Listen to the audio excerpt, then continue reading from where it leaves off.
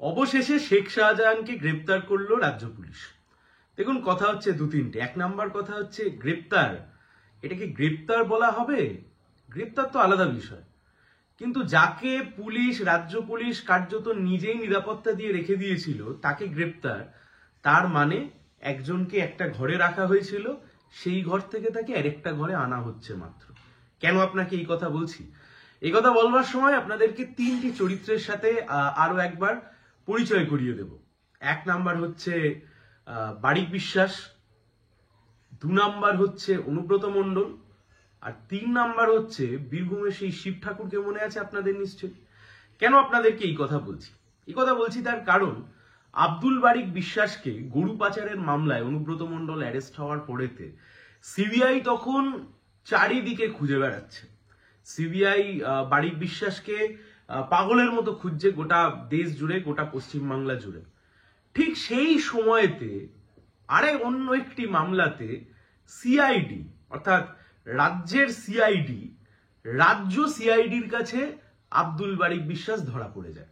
মানে একবার বুঝুন, অনুব্রত মণ্ডল গ্রেপ্তার হওয়ার পরে ঠিক সেই মামলার একদম রেশ টেনে আব্দুল বারিক বিশ্বাসকে হন্য হয়ে খুঁজছে সিবিআই। ঠিক সেই সময়তে সিবিআই যাতে আব্দুল বারিক বিশ্বাসকে না পায়, তাই জন্য সেই সময়তে গ্রেপ্তার হয়ে গেল কে? আব্দুল বারিক বিশ্বাস। কার হাতে গ্রেপ্তার হয়ে গেল? সিআইডির হাতে। আজ অব্দি সিবিআই কিন্তু তারা টিকির নাগাল পায়নি, তাকে ইন্টারোগেট পর্যন্ত করতে পারেনি। এক নাম্বার কথা। দু নাম্বার কথা, কেন আপনাকে অনুব্রত মণ্ডল এবং শিব ঠাকুর মণ্ডলের কথা মনে করালাম? অনুব্রত মণ্ডল যখন অ্যারেস্ট হচ্ছে সিবিআই এর কাছে, গরু পাচার, কয়লা পাচারের মামলাতে অনুব্রত মণ্ডল যখন অ্যারেস্ট হচ্ছে, তার পরবর্তীকালে অনুব্রত মণ্ডলকে যখন তিহারে নিয়ে যাওয়া হবে, সেই সময়তে অনুব্রত মণ্ডলকে যখন তিহারে নিয়ে যাওয়া হচ্ছে, তাই নিয়ে যখন তোড়জোড় হচ্ছে, হঠাৎ করে অনুব্রত মণ্ডলের নামে, যে বীরভূম পুলিশ জীবনে কোনোদিন অনুব্রত মণ্ডলের নামে একটা জিডি পর্যন্ত নেয়নি, সেই অনুব্রত মণ্ডল কোনো এক শিব ঠাকুর মণ্ডলের কথায় অনুব্রত মণ্ডলের বিরুদ্ধে একটা এফআইআর করে দেয়, এবং সেই এফআইআর কে হাতে রেখে রাজ্য পুলিশ কার্যত খেলতে নেমে যায় যে অনুব্রত মণ্ডলকে এখনই দিল্লিতে নিয়ে যাওয়া যাবে না, তার কারণ রাজ্য পুলিশের কাছে অনুব্রত মণ্ডলের বিরুদ্ধে একটি মামলা দায়ের হয়েছে, যে মামলার তদন্ত প্রয়োজন।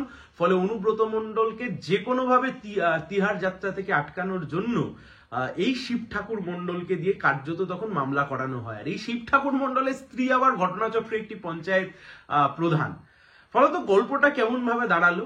পশ্চিমবাংলার রাজ্য পুলিশ অথবা আমাদের রাজ্যের সিআইডিও বিভিন্ন সময়তে এমন এমন কিছু ব্যক্তিকে গ্রেপ্তার করেছে, আসলে যে গ্রেপ্তার মানুষের চোখে গ্রেপ্তার মনে হলেও আক্ষরিক অর্থে যাতে সেই ব্যক্তিরও লাভ হয়েছে, দুই, যে মাথা দুর্নীতির বসে রয়েছে তারাও লাভবান হয়েছে। প্রশ্ন হচ্ছে এখানে, শেখ শাহজাহানকে গ্রেপ্তার কারা করতে গেছিল বা জিজ্ঞাসাবাদ কারা করতে গেছিল? শেখ শাহজাহানকে গ্রেপ্তার করতে গেছিল বা জিজ্ঞাসাবাদ করতে গেছিল ইডি। কোন মামলায় জিজ্ঞাসাবাদ করতে গেছিল? রেশন দুর্নীতির মামলায়। সেই রেশন দুর্নীতির মামলাতে 5ই জানুয়ারি যখন গ্রেপ্তার করতে যায় বা জিজ্ঞাসাবাদ করতে যায়, আমি যদি ধরে নিই জিজ্ঞাসাবাদ করতে গেছিল, আপনি ভালো করে খেয়াল করে দেখুন, আজকে প্রায় 55 দিন পরে শেখ শাহজাহান কিন্তু ইডির হাতে গ্রেপ্তার হলেন না, শেখ শাহজাহান কিন্তু সিবিআই এর হাতেও গ্রেপ্তার হলেন না।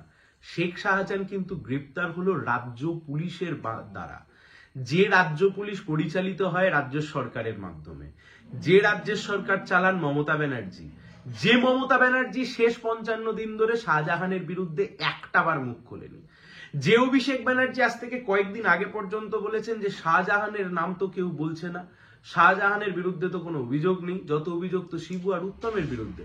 তাহলে শাহজাহানের বিরুদ্ধে এত রাগ কেন? তাহলে ঘটনাচক্রে আব্দুল বারিক বিশ্বাস, ঘটনাচক্রে অনুব্রত মণ্ডল, শিব ঠাকুর মণ্ডল, আর ঠিক একই ঘটনাক্রমে শেখ শাহজাহানের রাজ্য পুলিশের হাতে ধরা পড়ে যাওয়া মানে ওই আর কি, রাজ্য পুলিশের নিরাপত্তা বলয়েতে ছিল, এখন তুলে নিয়ে এসে জেলের নিরাপত্তার মধ্যে রাখা। আসলে যে মাথারা তদন্ত থেকে বাঁচতে চায়, এই সব ঘটনা কিন্তু বকলমে তাদেরকেই সাহায্য করে। যাই হোক, নেই মামার চেয়ে কানা মামা ভালো, তাই জন্য এখন আব্দুল বারিক বিশ্বাসের পরবর্তী সময়তে ওই একই এলাকায় কার্যত আরো এক মাফিয়া, জমি মাফিয়া, মা বোনেদের ইজ্জত হরণ করেছিল যে সেই শেখ শাহজাহান, সে গ্রেপ্তার হয়েছে। এতেই বা কম কি? যদি এক দুটো মানে মমতা ব্যানার্জির পোষ্য, মমতা ব্যানার্জির ছোট্ট ছোট্ট প্রিয় ভাই মাফিয়ারা, তারা যদি দুদিন বাইরে না থেকে যদি জেলের মধ্যে থাকে, বাংলার মানুষ হিসেবে না হয় এইটুকুই প্রাপ্তি। সবাই ভালো থাকবে।